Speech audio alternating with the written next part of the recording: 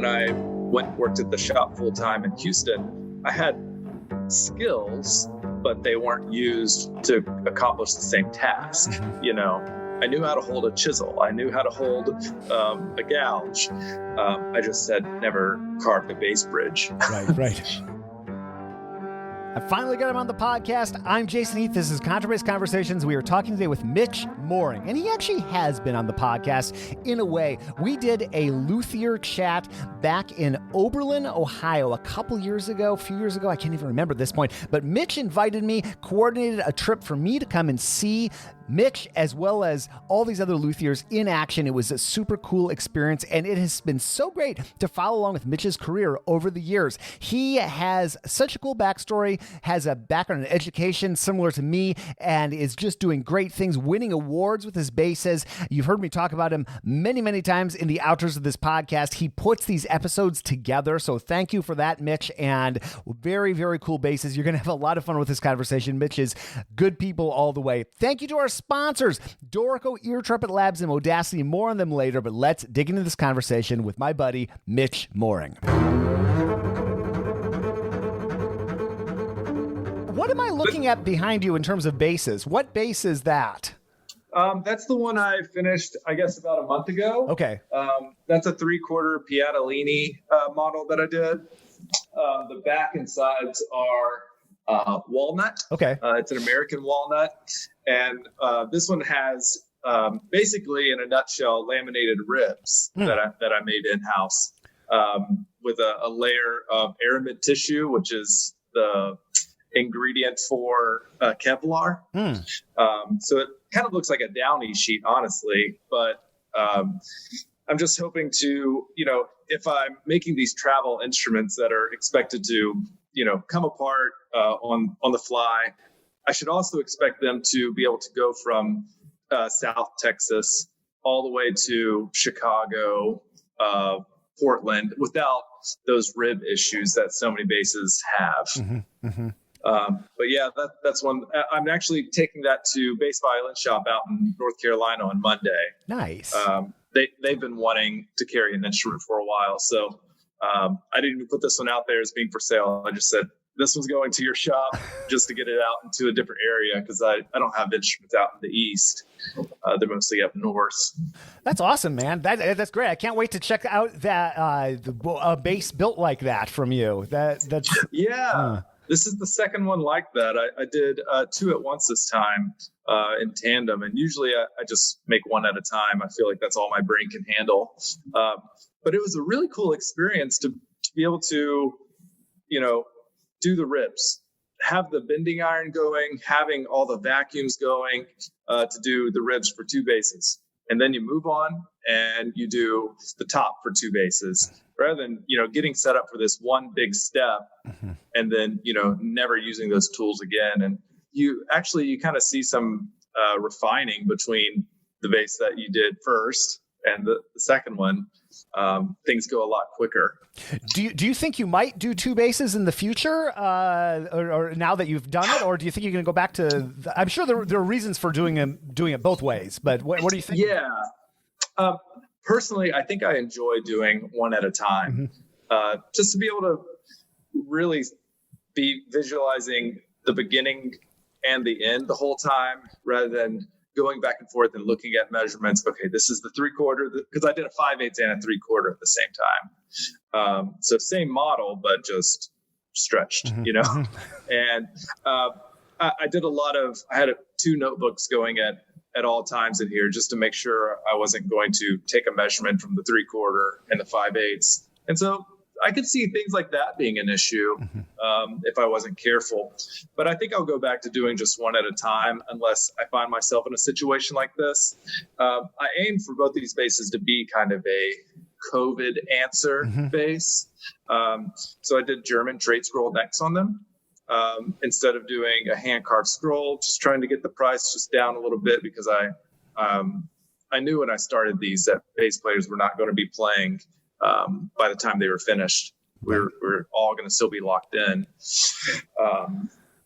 So yeah, they're both kind of very special instruments. I think on the next one, I'll do something kind of extreme. Go back to doing like the mahogany, maybe even do like a new model, just something to some change. Cool. It's funny because I remember talking with you about that and about trying some different materials to kind of get the price down a little bit. And I have no sense of time, man. I have no idea when that was. I feel like it could have been in April or May we were talking about, or maybe in. I bet it was like early April. Me, you, and Trevor Jones were sitting down having a beer. It was locked down already because I remember seeing your ghost town in the background. Yeah. But yeah, at that point I was kind of tinkering with the idea of doing 2 at once and, some different materials. Wow. But, yeah. So that's kind of been a while now. I mean, yeah, because we were talking and just to hang out, but also we were talking about that bass summit that was coming up, or maybe that, right? Yeah. And so that's all come and gone. That was, was that in June? I've lost. Okay. Wow. Yeah. Yeah. I'm with you.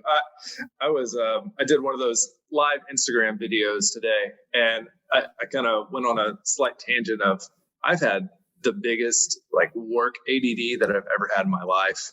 I'm kind of bouncing between all these different projects just to keep my mind rolling. Usually it's what you get from like getting off work and going and having dinner somewhere, or going to a museum with your family or something, would kind of fill that little void. Uh-huh. But now I feel like I have to do that here at the shop, because when we go home, we're home, So, right now I'm doing, repairs for some of the schools that are still doing orchestra, but I'm doing a cornerless violin, just since we're on video. Wow. So it's based on a Del Jesu, but I cut off the corners. Cool. This is for a violinist that plays in a lot of Celtic groups around here. And I started a cello. It's right there. Wow. So just, projects just to do something a little different, just to break it up. How do you organize? A lot of people would be thrilled to have the freedom to organize their schedule how they like. Some people, maybe people have that a bit more since in the lockdown, maybe not. But like, how do you organize your time? Talking to luthiers, I know a lot of people tend to be early risers. I don't know if you fall into that category, but like, what does your work week look like? And I'm sure it's different a bit the past year, but yeah. Sure. It's kind of changed every couple months. Definitely during the COVID lockdowns, but the most recent thing that we're doing is my wife, I'll take the kids to school every day. So I get to the shop about 8:00. And what we've been doing is on Monday morning, my wife will come to the shop with me, and we will go through everything that we see. All the instruments that need repair, all the tickets that are up on the wall that need work. And we just make a list, because I was finding that the shop ADD was really starting to hurt me. And so we go through and make a list of everything that needs to be done. And then I have a weekly dry erase board. And then I have one of those like big tabletop calendars, and that's also hanging on the wall. So that takes care of my appointments anytime someone calls, because I'm still by appointment only. It's not just open hours. And I'll just make notes of this customer's coming here, this customer, and then some due dates, like a bass player really wants his bass back on the 30th, and that way I see that goal the whole time. But my wife and I have been going through and scheduling out the week so that there are daily goals instead of just work on violin, work on cello. It's, today just to have some goals, get the F holes cut, get the perf-link slots cut. And it's also, even if I didn't have the calendar, just being able to have someone to bounce those ideas off of have been just huge. Mm-hmm. Have really made me productive, and I come home feeling like I actually accomplished something, rather than, well, I'm still not done with the violin. I still didn't put the bass bar in this cello, instead of it feeling like this negative haven't completed anything. It's more of, I did these little steps, and these little goals have been completed. Erase, Yeah. That's got to be even more of an issue for the work you do, which is, I can relate quite a bit to what you're talking about, except my projects are more like, a really rough project might take me 2 weeks or something, not like building a bass start to finish. And I often, I'm like, what did I do this week exactly? I kind of moved forward on like 9 different things. And I've been trying to like have a sense of I've been trying to like if I look at my desktop on my computer right now, I have 10 video projects in various stages of completion, and I've been playing around, especially during the pandemic, with different modes of doing things. But I do find that every couple weeks at least, I have to have a day and just get it done. Take one thing and just be done. And I there's this feeling of taking that folder, or however you might frame it with what you do, and moving it into the completed drive completely. That's at least that's satisfying for you to be able to, you do have something that you can just relocate, and it does feel like the project ends. Because I know with a lot of people that work in like the visual arts and digital arts, it's like the project's always going, right? Even whenever it's done and it's in the marketing team's hands, they're going to come back 10 times, and you don't know it's done until they stop bugging you about it. That's just not the career for me. I know for a fact. I need goals. I need time to process, and I need a clear cut. This is complete, and you may now move on to the other 10 things that you were supposed to be doing. After several years of planning, I'm so happy that my course, Beginner's Classical Bass, is out on Discover Double Bass. This course is made up of 66, yes, that's a lot, video lessons which cover a wide range of topics on classical double bass, starting from taking your bass out of the case, which is very fun to film, and Jeff Chalmers of Discover Double Bass and I have a great blooper reel about that, and leading to different bow strokes such as staccato and portato. The topics also include posture, simple scales and arpeggios, left-hand technique, bowing technique, simple pieces which are fun to play, practice tips, and much more. You can learn more through the link in the show notes, or just visit discoverdouble-bass.com/Jason Heath. This episode is brought to you by Dorico, the advanced music notation software from Steinberg. And one of the coolest things about this piece of software, there's so many things, but one of them is their popover option. And it has sped up things so much for me when I'm working in scores. Here's Senior Product Manager Daniel Spreadbury on how popover mode works. There's like hundreds of notations that you might want to create, and trying to remember what to type, is it Command Shift Alt, Vulcan Death Grip 7 for this particular notation. But the nice thing about a popover is all you have to remember is the letter of the thing you want to create. So D for dynamics, T for tempo, M for meter, K for key signature. It might seem like a simple thing, but you would not believe how much that has sped up my workflow. And I'm not even really a composer. I do a lot of arrangements, I do a lot of exercises, but it has taken my workflow probably at least up to 5 times faster. Just that one mode. I can't say enough good things about Dorico. I love it. I use it every single day. There's a free version, Dorico SC, that you can download that lets you do practically everything for up to 2 stabs. So check it out. Dorico.com will take you to their page on Steinberg's website. And thank you so much for sponsoring the podcast. I first met you, I think, correct me if I'm wrong, but I think it was at the ISB convention in 2017. Maybe our paths had crossed before, but again, correct me if I'm getting this wrong, but I remember seeing your first bass and playing on your first bass, and all these people talking about like, wow, there's this guy with this amazing bass. It's his first bass. And I believe, am I right? Is that a correct recollection? I think so. Yeah. My first bass was the 2017 convention. Okay.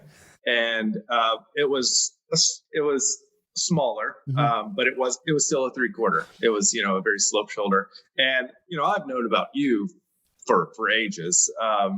Even through college, I remember listening to the early episodes. Yeah.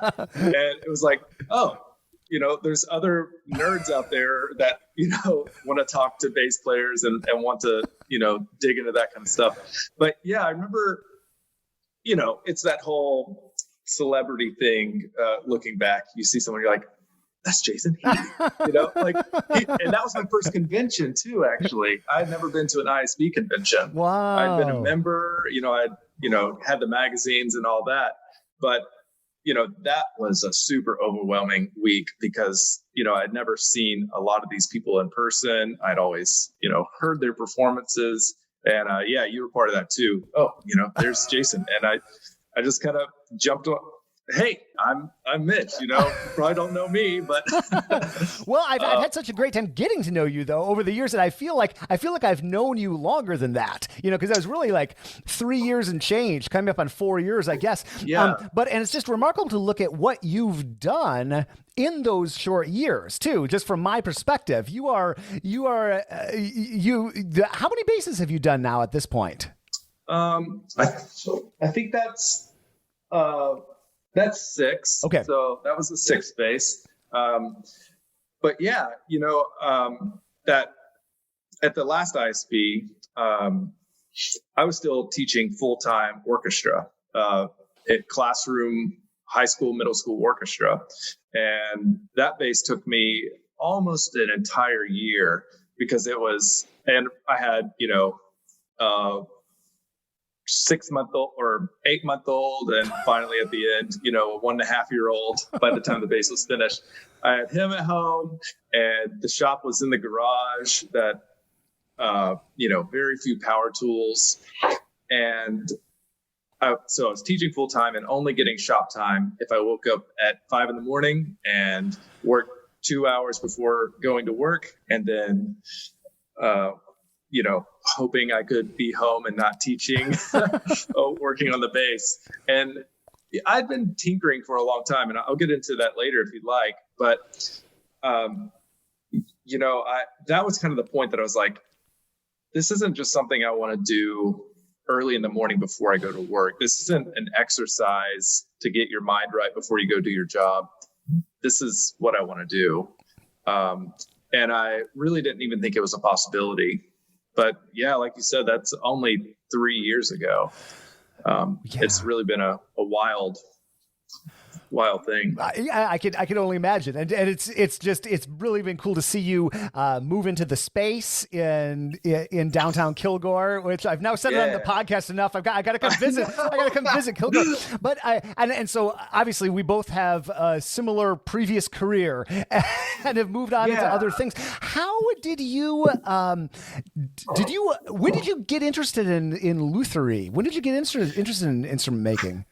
So. I grew up in the band world. Mm-hmm. I played wind instruments until I moved to Alaska in 8th grade, and 10th grade. It was an Air Force base, and so the school was really small, and I was in a little rock band because I played guitar. And my drummer came up to me one day. He said, our bass player just moved to Hawaii for the orchestra. You should join orchestra. It's just like guitar. It's like, oh, well, if it's just like guitar, then I can do that. And I showed up and had no idea what I was doing. You know, we're talking, I was a sophomore in a high school orchestra, never touching a bow. And then unfortunately, I moved just like a lot of people in service. We moved 2 months later. Mm-hmm. And then I moved to Louisiana, where there was not orchestras. There's very few orchestras in the public schools. And so I just played upright bass and concert band. I joined the local jazz band, and that's where things really started taking off. But the whole time I had tinkered with my guitars, just like a lot of guitar players do. Like a uncle of mine gave me this like trash bag of broken guitar pieces, acoustic guitar pieces. It's like, oh, well, that'd be fun to put back together. It never worked out. It was destroyed. But I still never knew that at that point, I didn't know that there were people that actually worked on instruments for a living. So kind of fast forward, I went to Northwestern State University in Natchitoches, Louisiana, and I had a cello/bass professor, Paul Christopher, and he printed out this, a couple. Sorry, it's always kind of hard to piece it together. Yeah, for sure. we had just some really dog basses at the university at the time. And some of the bridges were just super high, like you would see in a, middle school setting where you have a clinician come in and you can't believe how high these strings are. We had that in our college symphony. And so I just started tinkering and finding ways to lower action. And once I got it too low, then I realized that there was a bump on the fingerboard and had no idea what to do. And so just some little experimentation. And luckily I had professors that kind of gave me the green light of, yeah, go ahead. There weren't any luthiers. There might have been 1-2 hours away at that time. But there wasn't a whole lot of people that we could call on to fix things. And so I would just kind of tinker around. And finally, Paul Christopher printed out a couple sheets. I mean, he also signed me up he was the first person to sign me up for the bass world and, signed me up for the student subscription for the ISB. And he set me up with a couple little forms of the Violin Institute of New Hampshire, which is ultimately where I got a little bit of training, but that was probably 5 years later. And when he printed that stuff out and I started researching some of those, one of them was the Oberlin Workshops, although the bass one had not taken place yet. It hadn't started. But I was looking at a lot of these, and then I realized that this is a career. This isn't something that people just tinker. And at that moment, it just kind of blew my mind. Oh, well, of course people do this. There's instruments in all the schools. And I had just grown up in such a place that I didn't have a relationship with a luthier. So who knew that person even had a job or what that word even was? And so I just kind of tinkered all through college, just getting some basses up and running. And one day, the university had to destroy a bass because it was in such bad shape. And like with a lot of state schools, you can't sell those unless you do like this big auction. And they just cut it as a complete loss because it was so bad. Well, it was an old K bass too, but it was a really cool one. It was like the top of the line swing master at the time, nice. And the neck was nowhere to be found. It was just the body. And so I dug it out of the dumpster because I was told that there was a bass in the dumpster. And so I got it up and running, and I think the university still has it now, but I bought just a replacement K neck or Engelhardt neck from Gollier and bought a fingerboard and did my best to get it going. And as far as I know, it still works. Maybe it doesn't. So yeah, I kind of tinkered through college. And then when I graduated and started teaching orchestra, like a lot of schools, we had this just instrument graveyard, and it was the same story, but now I felt like I had free reign to do my best to get them going. And if something didn't work out, well, no harm done. The instrument was already basically destroyed. And about 2 years into that, I realized that this is something I enjoy doing. And just to give you an idea about year, this is probably like 2012, 2013. And that's when I signed up for the Oberlin Bass Workshop. It might've been their second one. And so I did the Violin Institute, and I studied with Len Hanning. Oh, sure. Yeah. With bow rehairs and bow repairs.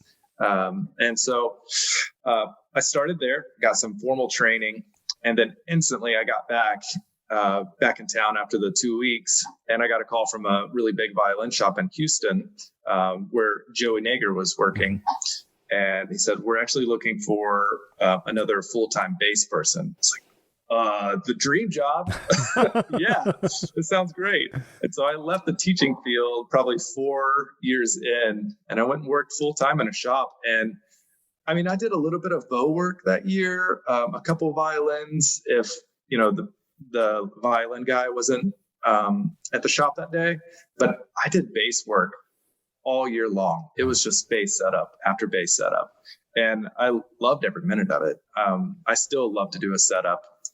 Whenever I finish building a bass, that's one of my favorite steps, is just being able to fine tune the setup and get it so it's easy to play, and is as free as possible.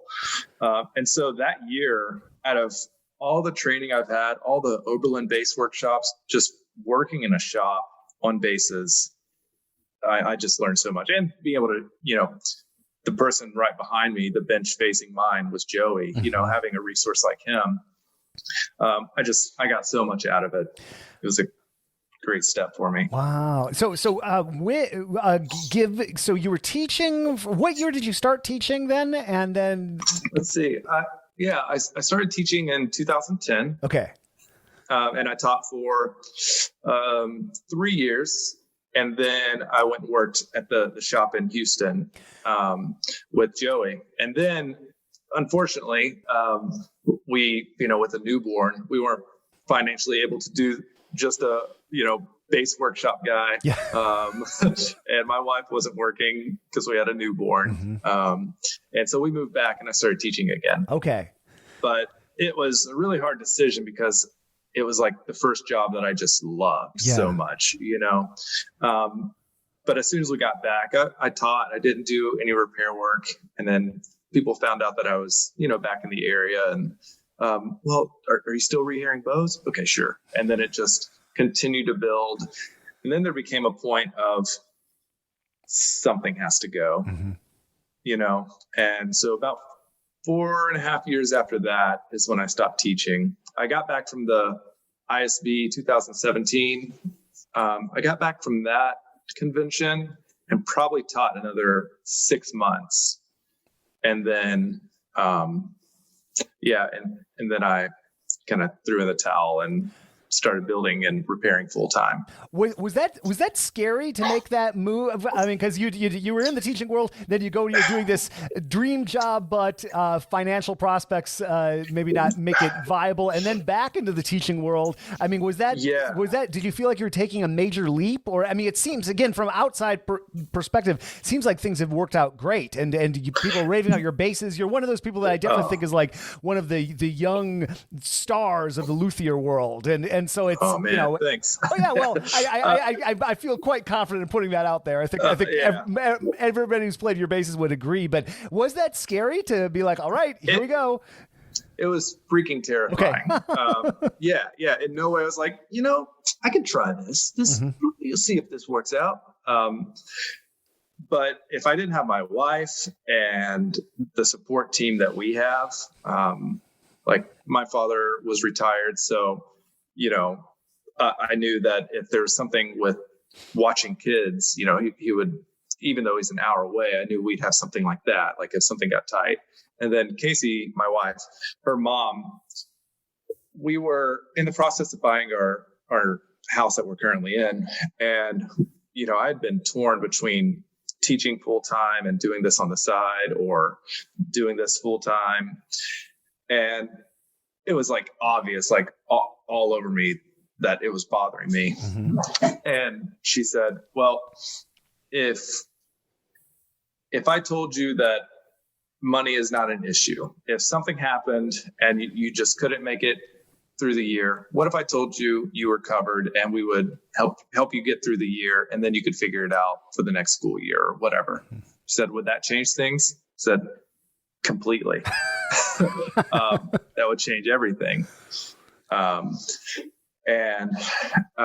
So at that point, we sat down and decided, okay, we have this much work waiting to be completed in the shop. I needed to start my first 5/8 bass that winter. It's like, if I did everything that I needed to do that was currently in the shop, it's this much money. How many months of a paycheck is that for us? Because we had never depended on shop for full income. It was always that extra hustle money. Yeah. And when we kind of tallied it up, it was like, well, this is like a salary. This is like, a living money. And so we just kind of took it 3 months at a time. And there were times my wife went back to work. She does like working, but she's always kind of been with the kids when they were younger. And there were, 2-year stints that, she went back to work and I would do shop during the day and kids at night. But yeah, in no way was it just an easy decision. It was terrifying. Well, here's something that I've thought a lot about, and again, we definitely don't do the same thing, but we probably do similar. We probably spend a lot of time working on projects solitary. You and I. Yeah.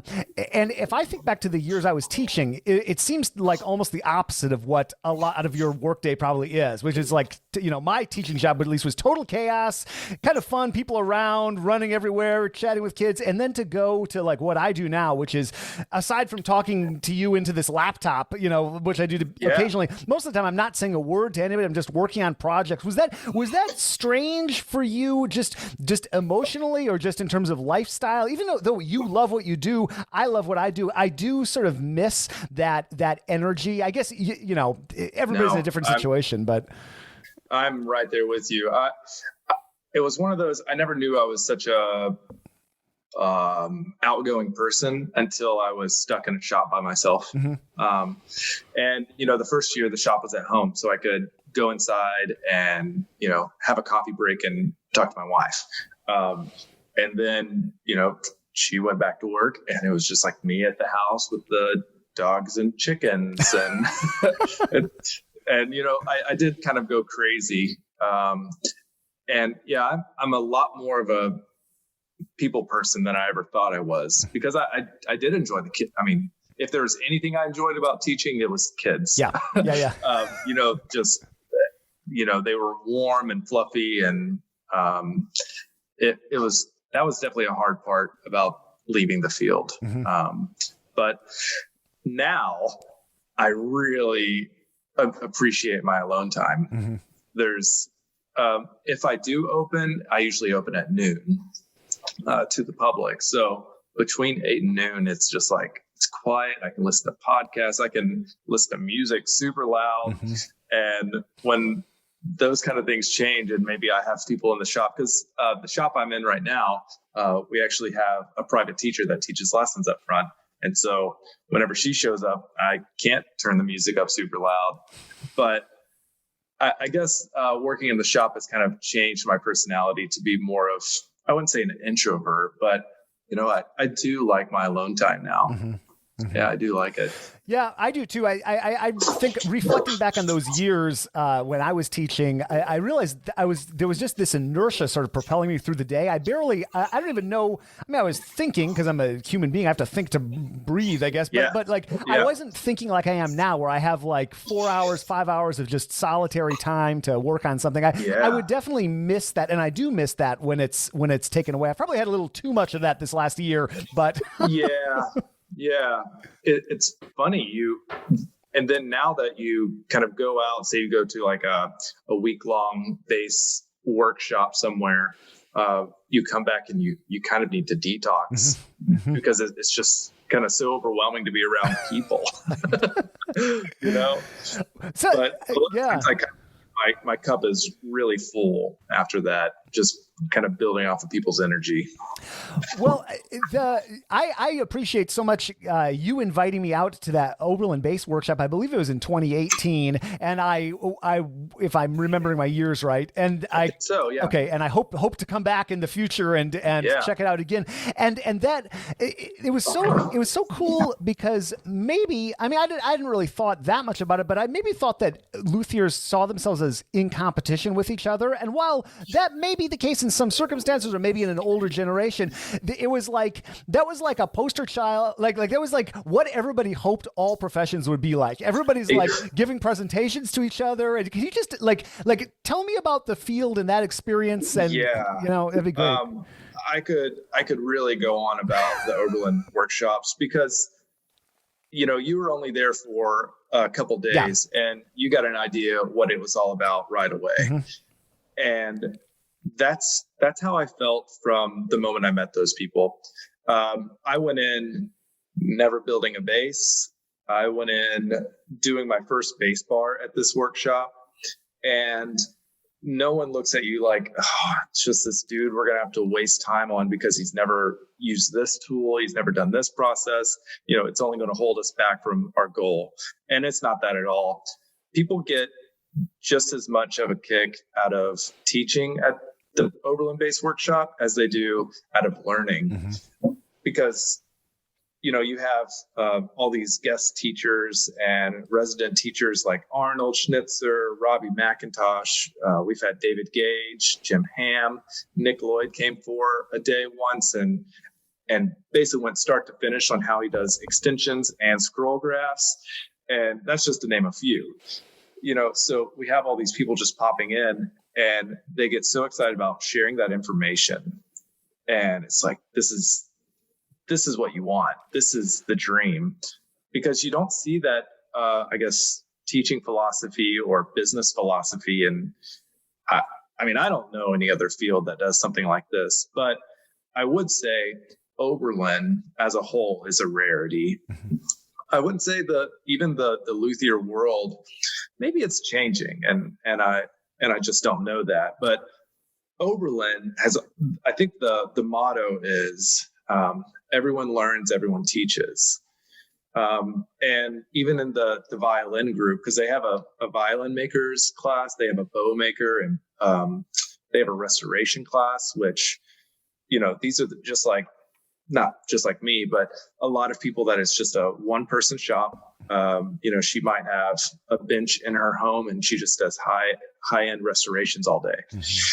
And then these people are put next to other people just like them, and they're all teaching one another. And for that week, it is not competition. It is just sharing. My practicing companion, Modacity, this awesome app, it is so great for getting you to really think about your practicing. And there's what's called a deliberate practice mode. It tracks everything that you are improving upon and time spent in every piece. And it's just so great. Here is founder and CEO of Modacity, Mark Gelfo, on what the app does. I use the deliberate practice feature in Modacity a ton. So what I'm logging my improvements, I improved my articulation today by using this strategy. And then I see that in my log. So I see all the improvements that I made, the strategy that led to that improvement. I see the star rating as well as the time spent. It is so satisfying to be able to look back on your history like Mark's describing. I do that all the time, and it keeps me inspired and energized and feeling like I'm really making progress. Learn more at modacity.co. And if you visit our site, we've got a special offer for lifetime access for this app. Thank you so much for sponsoring the podcast, Modacity. Acoustic bassist, it's very important for me to have this instrument amplified as naturally as possible. What I love about this microphone is that it makes the instrument sound exactly how I hear it in my head. Honestly, I don't know if you can get a better review than that. The Nadine is an instrument-mounted condenser mic with an incredibly clear, natural sound and great feedback rejection. Ear Trumpet Labs is offering a free t-shirt with mic purchase from their website. Just visit www.eartrumpletlabs.com/contrabass to claim yours and learn more about Nadine. I have this picture in my mind of Kilgore. Like it just seems like a really interesting. We share so many things in common, but it seems like our living situations are so different. They have to be. Yeah, it's a small town. We have the richest acre, which is the acre in the world that the most money has come out of because of the oil industry. And it was just one of those old East Texas boom towns, and it's just a super cute town. Yeah. I mean, it's home now. That's great. Apparently that's not the direction my life is taking me since we just bought a place in literally the downtown San Francisco. But I'm not from a big place, I'm not that small, but I'm from South Dakota. I never pictured myself living in a big city, but I apparently I can't help but move to the downtown of every major city I live in. Right. But we'll see. Time will tell. Well, I was just you were describing that openness of the bass workshop, and that was reminding me of both something that I was talking with Hal Robinson about a few days ago, but also something I was talking with Arnold Schnitzer about like many years ago, and this sort of information versus knowledge, and like how hoarding information is not real. That's not what the game should be, or that's not what's important. And so I just seeing that openness. And Greg, remind me his last name, one of the luthiers at 2018. Was it Greg Smith? Yeah, Greg Smith. I mean, I just love, I remember I was sitting up there watching him do a PowerPoint entitled Thoughts on Wood. And everybody's got their notebooks out and taking notes. I'm just like, this is what learning should be. It's just such an incredible example of, it's like the best of what a profession could offer, really. Oh, yeah. Oh, it's, and if you have questions that you want to know, if you don't have answers to it, or like 5 answers by the end of that week, then you have not done your job. Because if anything, there's too much knowledge in the room. Because when it comes down to it, yes, we are humans and we all have our own way of doing things. So there's not one way to do it. And that's what you leave that place with is, here's some ways to do things. So, but yeah, it's a great program. I would love to see something like this in other fields. That would be pretty incredible. Well, especially for something like we were talking about before, where so many of the people, probably the majority, spend so much time in solitary, in isolation, working on these projects. And yeah, you have friends, you have various ways to communicate with people and ask questions, but to really come together and just for the purpose of that's got to power you for the next couple years for sure. Oh yeah, and everybody brings a project. And the goal is to bring something that you can learn from. So, like the first bass I brought was something that needed a bass bar. I'd never done one, so that's perfect. And then after that, I was bending ribs on my first bass and brought plenty of stock to crack through and break and make mistakes. And then the last one, I was doing a removable neck for the second bass. And, you go with these projects in mind, but you come back with way more information than just work that you've completed while you were there. Yeah. It's interesting how your path into the field maybe is similar to other people's paths in that it seems like people come from all walks of life, and rarely do I talk to somebody who that was their dream from the start. And that reminds me a lot of other fields too. Like as I've gotten a little more into the business world side of things, like a lot of people sort of ended up doing what they're doing after trying a few other things. Very different from my upbringing, even in terms of education. A lot of the people I taught with, that's what they'd been planning to do since college. Certainly in performance. Oh my goodness. It's like, oh yeah, I've been thinking about it since I could talk. So is how common is your path or a path like yours? What do you think? Within this field? Yeah. I don't know. I can see a couple people that were in situations like mine. Right now, I'm seeing a lot more people that aren't trained in, making or even repairs, that are asking questions and they're interested in the field. And I think a lot of it has to do with burnout and whatever they're doing right now. But that's just a huge problem in everything. Everyone's kind of feeling that burnout because it's just been a hell of a year. But, I would say there's probably a lot of teachers and bass players especially that are interested in tinkering, and whether it's because they don't have a budget to repair an instrument, and bass players, there was someone I shared shop space with for a while, and they always said bass players are just the brokest bunch of people.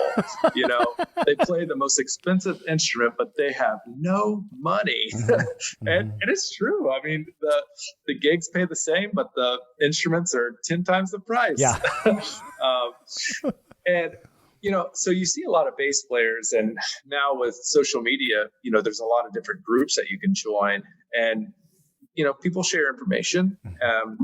And I'm seeing a lot of people asking questions and wanting to know about the repair field. And there's a lot of different ways to get in that. You can go work in a shop.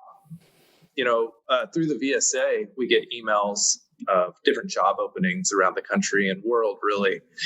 And, there's always a repair job, a entry level, I mean, they'd like you to have some skills, but they also want to be able to teach you their ways of doing things. So a lot of shops are not hesitant to hire someone with 0 repair skills. So I think, a lot of times it's a second career for people, or maybe they have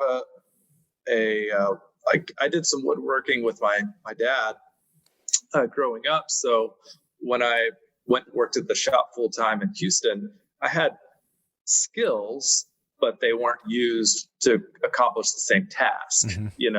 I knew how to hold a chisel. I knew how to hold a gouge. I just had never carved a bass bridge. Right. So, that's kind of a long-winded answer, but I think this is one of those fields that you do see people kind of come at it as their second career. And whether they're a full-time musician, there are some schools that you can go to, of course, but even at those schools, if you look at the roster of students that are enrolled, a lot of times, they might have just ended their service with the military, or maybe just retired, and they went back to a 2-year full-time school to make violins. So it's kind of a wild field. Yeah. You don't really see that kind of thing in a lot of industries. Yeah, for sure. Like I think about what my wife does, like doctor, most people were like bio majors, and then they, there's sort of a path to that. Oh yeah. And one of those, you can't just jump in and decide, I got my master's in journalism, but I think I'm going to get my doctorate in medicine. Yeah, right. I'm an amateur surgeon. Yeah, that's something I like to hear. It's the bass player and bass player tinkering, and that I see that so often. Maybe it's just because I'm a bass player I'm noticing, but I can't help but think about my very first bass teacher, Chuck Kreitzer, who was also a woodworker, and I guess an amateur luthier. He'd probably have described himself, but he found a couple of basses in a high school, storage room in rural South Dakota, and restored them and varnished them, and they were definitely like some of his first projects. But he sold me one of those basses. I played on it till after college. I sold it to somebody who actually recorded an album on it and sent me a photo with the cover on it. That was just something he had stumbled upon in a high school, and he was such a lifeline in Sioux Falls. He was like the only guy to do bass stuff. So even though he hadn't trained, like Chuck, I poked a hole in my rib, and I don't want to drive 3.5 hours in the winter to Minneapolis. It's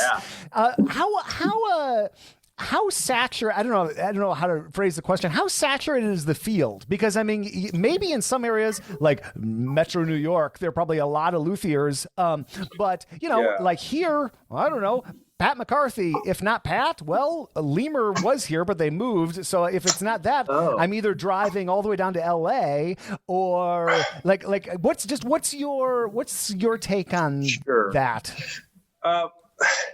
Yeah, it's a big question, because it kind of depends on the region. I get a lot of customers from Dallas. I get Dallas Symphony, Fort Worth Symphony, people from UNT that will drive maybe one a week from up there, and I'm about an hour and 50 minutes from each of those. So it's a drive, but there are people that work on basses in Dallas. There are a lot of violin shops in Dallas. But I guess I'm getting the clientele because of, very detailed setup, or wolf tone hunting, or maybe upper level repairs. But there is always someone that can close seams in any major city. And it does come down to trust, I guess, and word of mouth. Especially a negative word of mouth, it's kind of hard to go to someone if there's an issue. And so I've been very fortunate to have people travel to me, but that saturation, it's probably me. And then there's people in Dallas. There's a small shop in Shreveport, which is about an hour from here, which is where my family is. But it's just like a, violin rental program. Professionals take their bows there for rehairs, things like that. But other than Shreveport, you're either going 150 miles to Dallas or whatever it is, 150, and then we're down to Houston, which is a good 5 hours. So in East Texas, it's not saturated. Very few shops. But then I think, in the like big metropolitan areas, there's tons of shops. There's a lot of competition down in Houston for different shops that want to pop up, and a lot of them are great. It's almost like there's not a bad answer. But the bass field specifically, I wouldn't say is saturated. People that are making great basses aren't having any issue selling their basses. There's makers out there that, they have a 8 bass waiting list, which is incredible. And there's room for all of us. I've never really felt that competition. And even when I do, it's almost, and a lot of it goes back to the Oberlin group. I have one of those Facebook Messenger chats with about 5 of us Oberlin people. And, anytime that we feel like there's some kind of competition thing, usually we'll just like throw it out there. Hey, this customer, I know, they've been looking at your basses, but they're contacting me. Is there something I should know about, And just with it being out there like that, the competition side goes away, and it's more of just help each other out. It's such a great attitude to take for your career, certainly for pretty much for everything in life too. And it's so funny or so interesting to me how I've lived in some major areas, how unsaturated those areas have been. Like I was just describing here in San Francisco. That doesn't make any sense. Well, there's one giant reason, and it's like, how much more can you charge to play a fingerboard in San Francisco than anywhere else in the country? The answer is not much more. So totally. Talking with Gael about the challenges of running a shop in the nation's most expensive real estate market, that part of it's that, and basses, instruments in general, take space. Every string shop I've been to here, it's very San Francisco, and that's like super cramped and it's kind of weird but even back in Chicago, I remember I would drive to Cincinnati Bass Cellar, or I would drive to Iowa City, Chris Threlkel, to have him work on my basses. Now that landscape has changed. Andy Hassel has a great shop now, and there are other folks in the area that are great. But yeah, it's interesting how when you really start to think about it, how unsaturated much of the country is. And I think it's so interesting, the word of mouth thing, because here we are in 2021, and you have a great web presence and a great website and everything. But I imagine a lot of your work, like you're describing here, the Dallas Symphony players aren't just going online and typing bass luthier Texas, Yeah. That's one of those things. It is only word of mouth. There might be people that have had this issue with their bass for 5 years, and they have just never felt comfortable taking this 250-year-old instrument to someone's shop and saying, I need you to adjust the sound post, but I'm going to stand right here and watch every moment of it, and I know specifically 3 of the symphony players that have come here in the last 6 months. I know the reason they were here. I had a customer that was in town in Dallas, and he was only in town for a little bit, and he came by the shop to get a little bit of work done on his bass. And I know that he told these 3 people, and that's why they came.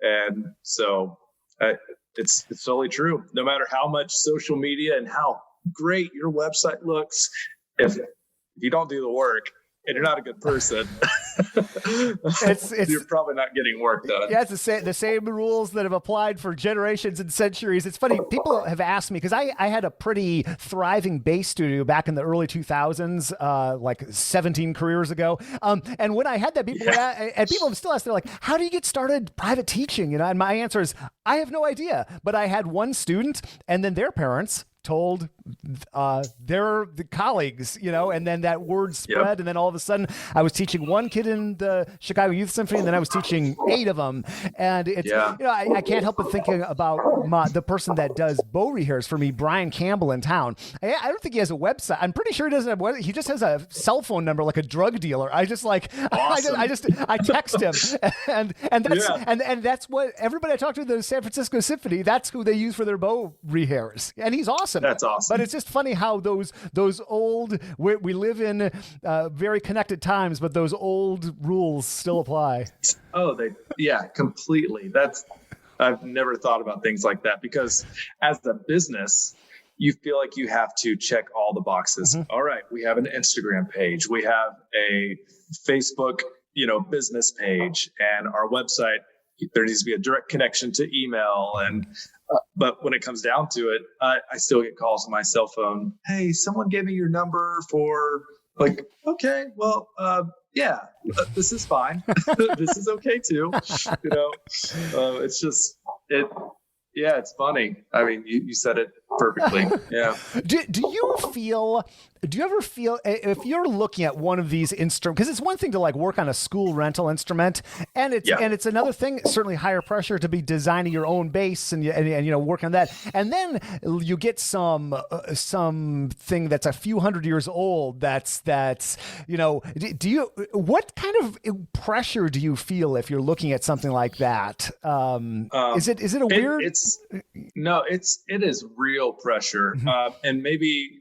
A lot of it has to do with how I still consider myself new to the career, full time just for 3 years now. But there are times, an instrument comes in, and I mean, it's intimidating, but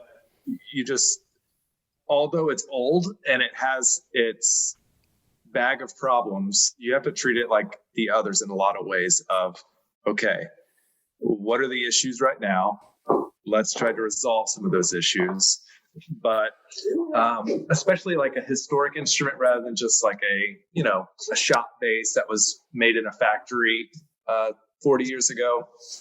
If it's made by an actual maker, one person, I mean, there's a story there, and even though, you might think that a certain part of the bass needs to be reshaped for aesthetics or playability. When it came down to it, the maker did that. And there's this balance between changing the originality. A lot of times you see the button on basses just chopped off almost to nothing when it gets its first neck reset. Mm-hmm. And it's just it's blasphemy.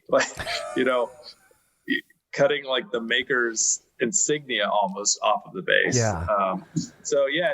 There's a lot of pressure. But I mean, those are the people before us, and they were designing basses for almost a completely different role. Mm-hmm. They had to overbuild these things, and I don't think any of them thought that their instruments would still be around. Right. There's a couple makers that just made an incredible amount of instruments, and we only have a handful of them left because those are the ones that were built better. Yeah. Or the others got burned up in a war. Mm-hmm. So, So it's so interesting to find. I've been getting more into the whole bass history thing. I just have too much time on my hands this past year. I really enjoyed your videos. Those are so cool. Oh, thanks, man. More to come for sure. But awesome. in the course of events, I've been interviewing some people that are a little bit more steeped in this world than me, and it's so interesting how right, like people weren't necessarily expecting these instruments to be around forever. The role was different. A lot of the times, not always certainly, but a lot of the time the people making the basses, maybe the basses weren't made with the same sort of conformity, obviously, than other instruments. And going way back to the whole violone and bass violone and the murky origins of the instrument. And the more expert people I talk to, the more they say we don't know much. The more we look into it, isn't that wild? Yeah, the more you look into it, the more of a puzzle it kind of becomes. Mm-hmm. Yeah, basically everyone wanted a low frequency in the ensembles all at the same time in different regions of the world. Mm-hmm. And That's why there's all these different models. And I mean, the gamba versus the just extra large bass violin. Yeah, it's super interesting. I mean, that's part of the reason I think not just because I'm a bass player, but that's one of the reasons I love working on the bass, is because each one's different, versus, there's a Strad model, and this is also a Strad model, but this one's from, 1713, and the F holes are slightly different. It's like, they look identical. I love that the bass, at the ISB maker competition, every bass in the room looks completely different. They're all either designed by a maker or it's a copy of a very specific instrument. It seems like there's so much freedom and so much room for exploration. It's got to be a particularly satisfying area to be in. And Mitch, you rock. And these basses, I hope that these basses that you're making, I'm confident that these basses you're making they're going to players right now. They're going to go to future generations of players, just like we're talking about. Thanks. Hey, I'd like to mention, I recently finished an article for the Bass World. It might be in the next issue, but it's about designing a comfortable bass, and it goes into some of the measurements that the reason I wrote it was really thinking about the player. I had some customers come in that they thought they purchased basically a 5/8 bass, and then it had a 40 3/4 string length, and it didn't feel any smaller to them in the left hand. And so I kind of wrote it. I put the first couple drafts together thinking about those specific customers and trying to kind of arm them with the vocabulary of talking to a shop when it's time to get an instrument. And so that article kind of turned into more of just what I do to design a comfortable bass. I don't get super nerdy in it, but I do talk about some of the measurements and the importance of a setup. So I hope you'll check out the article when it comes out. Yeah, I can't wait to read it myself. That's great. And arming people with knowledge and a vocabulary is so helpful. I remember talking to I believe it was Seth Kimmel several years ago about just like tone, woods, and sound, and he gave me some really interesting. That's a good one. I remember that episode. There was talk about chocolate and cream. It was great. Well, I remember one of his, because one of his things is using woods from the Pacific Northwest, largely. Yeah, that's so cool. And he was making bases with redwoods and redwood, which is actually a fairly abundant wood in the right areas out here. And he was saying, it's not good if you're a bass denter, and you know who you are if you're a bass denter. A bass denter? I apparently am not one. So, but okay. Yeah, there must. I guess it's very brittle. I've never worked with redwood. That's good. Well, Mitch, I can't believe it's like 800 episodes before I got you on. So I guess I was always a little hesitant. I never felt like it's not my time. Let me get some years under me, but it's really nice to actually sit down and do an episode with you. I know. I mean, we get to talk weekly, which is so cool. And thanks for having me as part of the team. I really enjoy that part of my week.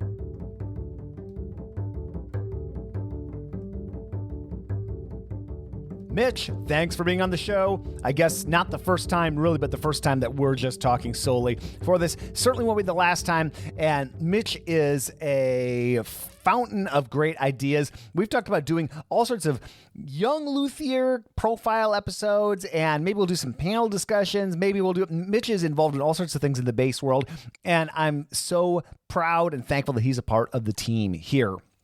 So if you want to learn more about what Mitch does, mitchmoehring.com is the website. And I say that at the end of every episode too. But he's just doing great work, and I find him to be extremely inspiring. Wow. We are episode 2 of 4 for when I sit down and do these intros and outros. If you've listened to these outros before, you know that for the last year or so, I sit down and I do 4 episodes at a time just because it would be death by 1,000 cuts if I tried to do these in real time. So I tried to get ahead, stay ahead.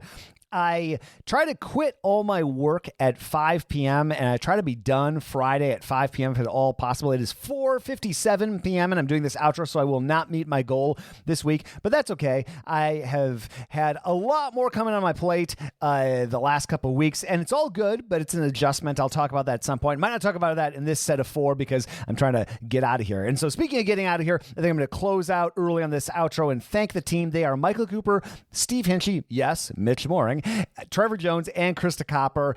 Thank you so much to everybody who listens, who's been involved with this over the years. I'm so honored that you take the time, that folks take the time to listen to these. I'm your host, Jason Heath, and we will see you again soon for more life on the low end of the spectrum.